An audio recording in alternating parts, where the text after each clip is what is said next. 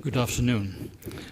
Thank you, John, for your nice and polite introduction. I would like to thank with you the people who invited me to come to Greece.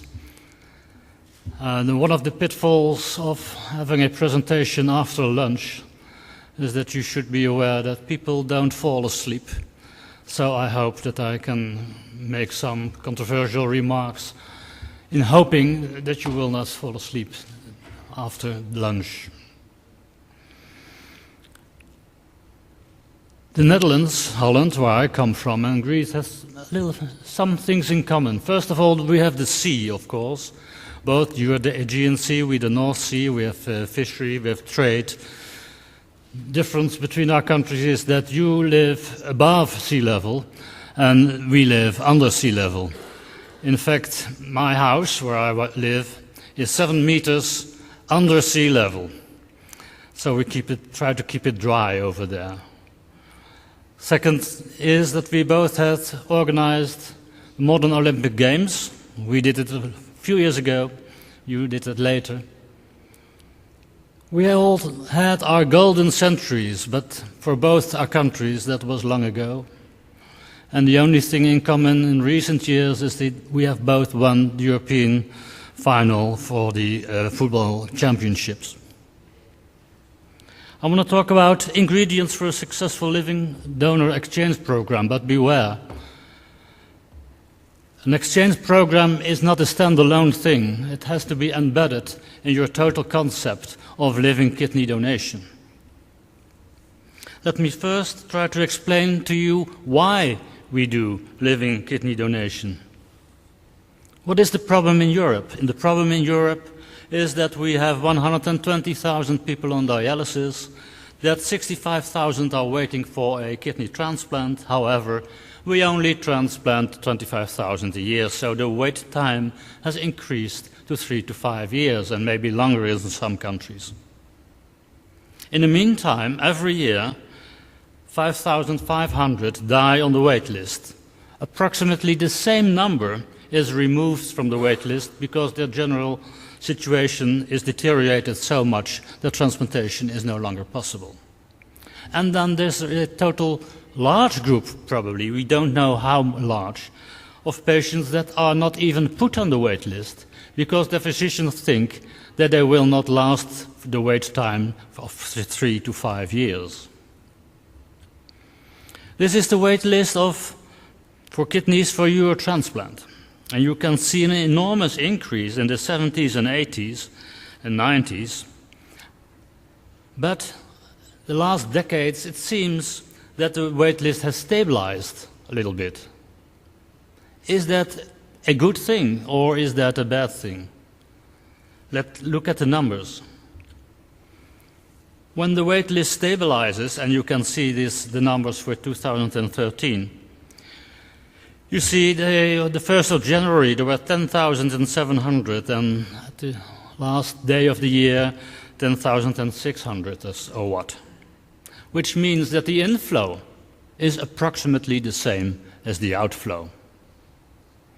However, the outflow was not only caused by organ transplantation, by kidney transplantation, but 22% of the outflow was due to patients that were dying or delisted. Why is that? That's because survival on dialysis is not very good. It's a life-saving technique, but not for too long. You see 3 curves.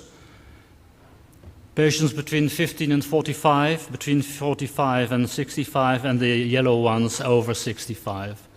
These are the Dutch data from 1995 until 2015 with a follow-up of 5 and 15 years. And when you look at the 4 years, you can see that even in the youngest group, 25% already died before the wait list, before they could get a kidney from the wait list in 4 years' time. And for the middle group, 45 to 65, it's 50%, and the whole elder group, it's 75% doesn't make it to transplantation. So in general, you can say that only 50% of all the patients that you put on the wait list, that we put on the wait list, will not become transplanted. And these are not only Eurotransplant and Dutch numbers. They also go for the UK, for France, and for the United States. Life on dialysis is worse than with a colon carcinoma. So what do we have to do? Increase the donor pool, of course. You expand your disease donor criteria, the DCDs, the age, we transplant until 80 years. We try to have an opt-out legal system. We tried that several times, but we didn't succeed. And what we can do is the active promotion of living donation. So that's what we did. We first started, of course, like everybody else, with genetically related, but thereafter, the genetically unrelated. And the most important group of the genetically unrelated are, of course, the partners, spouses, husbands, because when they donate a kidney, they can both live together, free of dialysis. I will talk about kidney exchange, about unspecified donation, that are the so-called Samaritans, and how you can make domino paired change and increase the number of kidney transplants. First start with the kidney exchange program. This is the Netherlands. The Netherlands is a very small country. It's only 300 kilometers in length and 200 kilometers in width. So that's not very large. The distances are small. Nevertheless, we have 17 million people, inhabitants, more than Greece.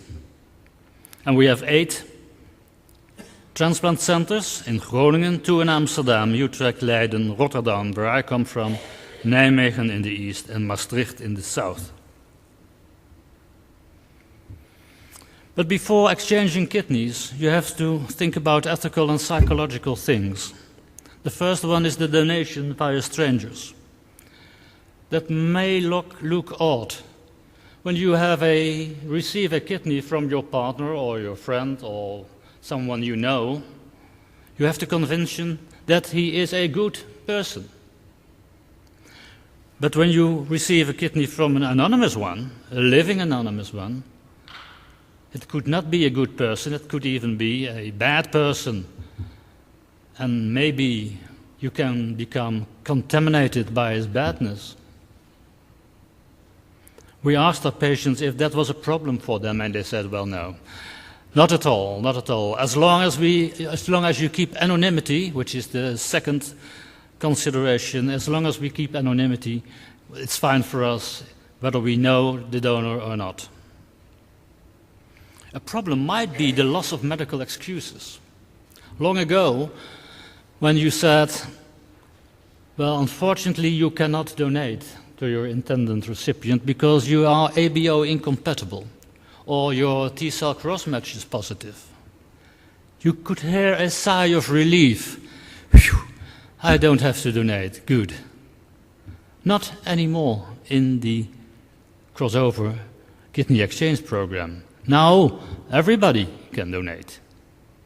So you have to know that and you be aware of that. And maybe you can point out a donor's advocate in case of problems. Another problem might be that kidney exchange is the next step to organ trade. Indeed, kidney exchange is what we call barter. And barter, like all trades, are vulnerable to economic forces. And therefore, the one who is in charge of the allocation, in charge of the exchange, is not the individual patient, not the individual recipient or donor, not the individual doctor or the individual hospital. But we chose to have that by an independent organization, the Dutch Transplant Foundation, who is responsible also for the allocation of deceased donor organs, and in this case also for the living kidney donor exchange program. And we have a computerized matching 4 times a year, and this is how we can explain that. The top left, you can see 7 pairs, D1R1, that is the first pair, and the second and the third. And for each donor, you look whether he is fitting to a recipient. So D1 to R2, D1 to R3, D1 to R4, etc. And you can do that right on top with all the other donors. And when there is a match, you can see it down there. These are the possibilities that exist in this scheme of 7 donor-recipient combinations. The next step is that you construct chains. So on the left, the doublets, the doubles, pair 1 to pair 2, pair 3 to 4, 5 to 6, etc. And you see the triplets in the middle, and there are even 2 quartets possible. You can see that on the right. The third step is that you group your chains. So you have here 8 groups, and you can see the groups over there. The first one is 3 doublets, the second also. The third is 1 doublet and 1 quartet. The fourth also the same. And then you rank this on 6 conditions. First, we want the maximum number of matched couples. Then we want to have blood type identical, before blood type compatible. That is to save the O recipients. Priority for patients who have are difficult to match, with a low match probability, and rather short chains than large chains. Couples distributed over multiple centers. So this is how it goes. First, you look at the maximum number of transplants possible. These are 6. Then you look at the ABO identicals. There are only 2 left now. Then you look at the match probability. It's the lowest match probability, but nevertheless comes on top. So this should be the chain of choice. Thereafter, however, you have to do cross matches. And sometimes there is a positive cross match. And rather than to continue with those 4, we see that all those pairs have a positive cross match. You can have the 4th combination that is now on top of the list. You only have to do 1 computer run to see this. Cross matches, and this is the second part of the ingredients. Cross matches between the new donors and recipients are not performed in all those 8 transplant centers, because then there is a row between all those laboratories. Now we have 1 centrally performed in the National Reference Laboratory of Histocompatibility in Leiden. Then, it's a small country. So the donors, not the kidneys, the donors travel to the recipient center for final acceptance, and the donors are nephrectomized within the center where the recipient is. Surgical procedures performed at the same time. Surgeons on the telephone, look who is the fastest of them all. And we keep, as I said, anonymity between all the participants. Well, what are the results? We started in January 2004, so we have done now 40 match procedures with 614 donor-recipient pairs, of which 351 were blood type incompatible and 257 positive cross-match. 6 couples were compatible, but they thought it would be nice to go into such a scheme just to help also other couples. What is the relation? Well, you can see partners and spouses, 52%, and on the down, friends and non-relatives, 16%, so 68, 2/3 are genetically unrelated. These are the new pairs in the match run. It's a median of 16 every 4 months. And this is the blue as the old ones who are left over from the previous match runs, and this is what we have to work with. It is a median of 70. You see the dip around to the 30th a match run, that was the time that all the centers started to do ABO incompatibles and didn't have to have their patients and donors into the kidney exchange program. Out of the 614, we selected 298. Majority of them had a positive cross-match. There were no possibilities for 316, and there the majority were the blood type incompatibles. As you can see here, the success rate in the patients with a positive cross-match on the right is approximately 2/3, 76%, while the blood type incompatibles only 35%, and that was due to all those couples with O recipients. And you see the B to A and the A to B blood types, they have a nearly 80% chance to find a match. It's also easier to find a match for patients with a low PRA compared to patients with a high PRA. The not matched had a higher PRA of 85%. The cumulative success rate is for the ABO incompatibles approximately 20%, and for the rest approximately 70%. What about the dynamics? Because these were 298 pairs that were selected by the computer and proved to have a negative cross-match with their new donors. But there were discontinuations.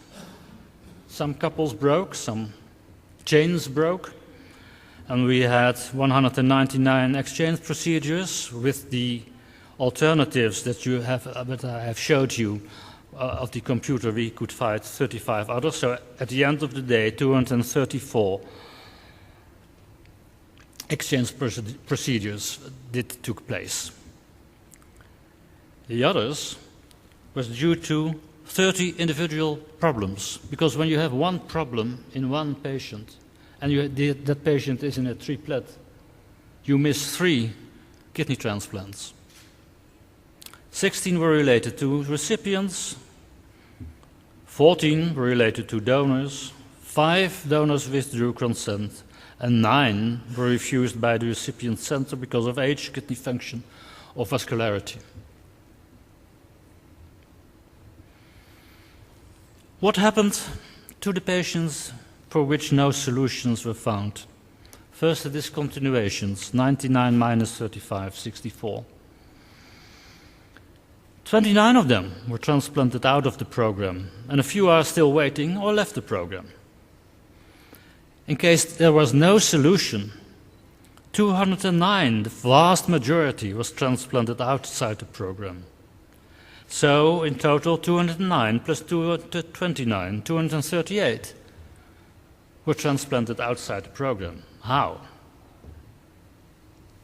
42 found a new living donor. 51 of them were transplanted with the ABO incompatible program. And we had a number of Samaritan donors who started domino paired exchanges, and 63 received a cadaveric kidney. We used the Glycorex, a filter which we have in series with the plasma filter, with the dialysis filter, and with the Glycosorb. It's expensive, but it works. And we've done now, I think, 72 or 73 of them, and this graft survival of those ABO incompatibles is comparable to the other living donors. Then we have domino paired exchanges. How does that work? It was called the Good Samaritans. Not anymore, but it now are the unspecified donors. That is the new nomenclature. There are altruistic donors. What is altruism? That is when you care about or help others, even though this brings no apparent advantage to yourself. Maybe it brings non-apparent advantage to yourself because you feel better, but there is no apparent advantage and no money is involved. The definition is from Auguste Comte, from France, 1851, when he said that these are individuals who have a lifestyle that acts in the interest of others, altruism. Why do people do that? Religion, only a few, not too many. There is a number of them that have kidney patients in their immediate environment but were not able to help them. And now they want to help someone else. The majority is active in charity organizations. Some do it because of bereavement. Media attention, of course, always helps. The vast majority are blood or bone marrow donors. And you hear more and more the people who say, I prefer to donate alive rather than thereafter. How can they donate? Specified, it's a minority, we've only had 10, so then the donor knows the recipient, it's non-anonymous, but the majority are unspecified. And those unspecified donors can give to the wait list. This is the situation in the UK where unspecified anonymous donors donate to the wait list. We, however, try to make domino paths change. This is a simple chain.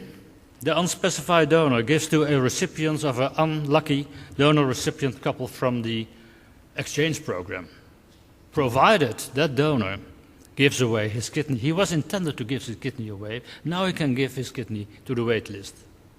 And you can make this chain, this is the simple doublet, you can make this chain into a triplet.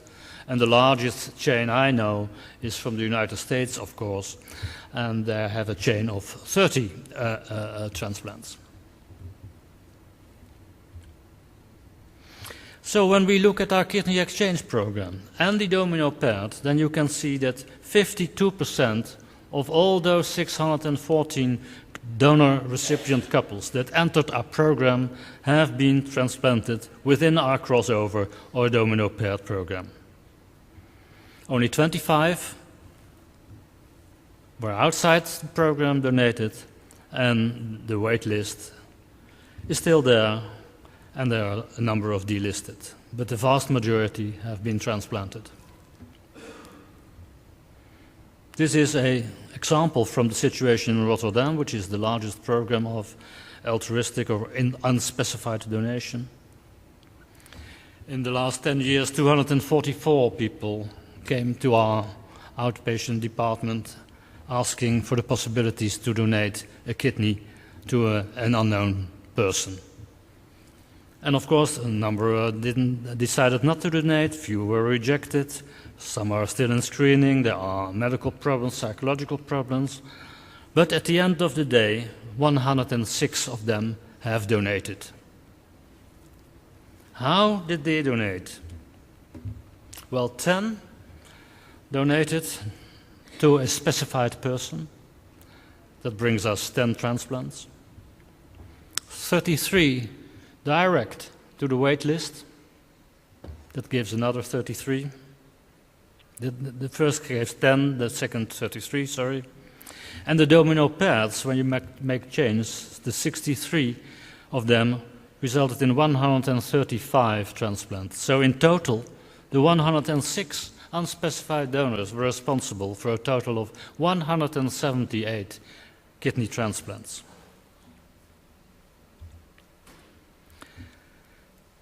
So, these kidney exchanges and domino paths are embedded in the total of living kidney donation, with the genetically related, still the majority, genetically unrelated, 30 to 40%, and the kidney exchange, unspecified donation, and domino paths. It's one large program. This is the situation, how it is in Rotterdam. You can see that we started all this work so approximately 10 years ago, and in the meantime we have increased our living donation from approximately 40 to 140. And this comes on top, of course, of our diseased donation program, the disease donation, post-mortal donation in yellow. It's rather stable over the years. between 50 and 60. And when you put all those livings on top of that, you can see that you easily reach more than 200 kidney transplants a year. This is only Rotterdam. Of course, there is the total of the Netherlands. Also, the other centers in the Netherlands increased their living kidney donation program. So what you can see is an enormous rise of about 400% in the last 10, 20 years in living kidney donation in the Netherlands. And again, this comes on top of the post-mortal, the disease donation in blue, again quite stable all over the years in the Netherlands, despite all the other things. And now you can see that we reached more than 900 kidney transplants a year, and that the majority of them, 52, 53%, is derived from living kidney donors. What about the wait list? Well, because of this very large living donation program in the Netherlands, you can see that the wait list, that is the line you can see, the wait list in the Netherlands decreased from 1,350 in the year 2000 to approximately 690 at the moment. So the Netherlands is an example of how you can decrease your wait list for kidney transplant if you combine disease donation with a living kidney donation program. Thank you very much for your attention.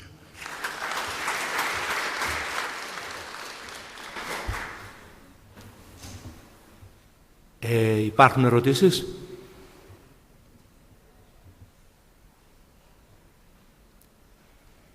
Do you have any estimation how many donor-recipient, potential donor-recipient cups you must have in order to carry on with an exchange program? You mean the kidney exchange program or the total program? Or both? Both. You need approximately between 60 and 70 donor-recipient combinations in your pool to continue, because you are left over again and again with the difficult to transplant recipients, of course. But you need 60 to 70. That's how that works. The reason I am asking is because when we looked in Greece, we could find 20 pairs. And then we couldn't identify proper couples in order to carry on with exchange program. Maybe there is another possibility that you combine your ABO incompatible program with the kidney exchange program, so that you allow donor recipients pair that are incompatible but have low titers to go within the kidney exchange program. That is a possibility. The problem is that in Greece, even though we changed the law, and now it is free for everybody to donate a living kidney, still we don't have a further increase in living donation. You should give your patients and the family of your patients information. We have now a program which is called home-based education. We go to the environment of the patient themselves. The patients can invite everybody in their neighborhood, in their family, their relatives, to come to their house, and we come then also to their house. And we tell them what will be happening when you go on dialysis. I told you so, 50% will die within a few years, and it is even worse than colon carcinoma. And we say that to the patients and the relatives. You can do a disease donation program, then you have to wait and wait and wait, or you can do a living donation program that has also the opportunity to do preemptive transplantations. 50% of all living kidney donations in the Netherlands are performed in recipients who have not been on dialysis at all. Why should you dialyze if you have a living donor? That's not necessary. So there's a lot of morbidity and mortality they escape from that. In one of your first slides, you have showed that there are 120,000 dialysis patients in Europe and 65,000 waiting for transplantation. Yeah. So, do you mean that 50% of the dialysis population are eligible for transplantation? Oh yes, but of those 65,000, 50% of them, that is more than 30,000, will never become transplanted because there are not enough diseased diseased donor kidneys in Europe. And it's almost for all countries, except with the exception of Spain and Slovenia. But for all the others, it's awful time on the wait list, and they will not live longer than 5 to 6 years. In Netherlands, what percentage of the dialysis population are on the waiting list for disease donation? For disease donation, there are 1,400 on the active wait list, but the majority of them are in preparation for living kidney donation, and 1,400 is approximately 30 to 40% of our total dialysis population. 30 to 40%? Yeah. Right. Because here it's about 10%. So that means that quite a high percentage of dialysis population is trapped on dialysis and not on the waiting list. It has something to do with economy, I'm afraid. Well, I'm not sure. Anyway. Υπάρχει κάποια άλλη ερώτηση? Thank you very much. Okay, thank you.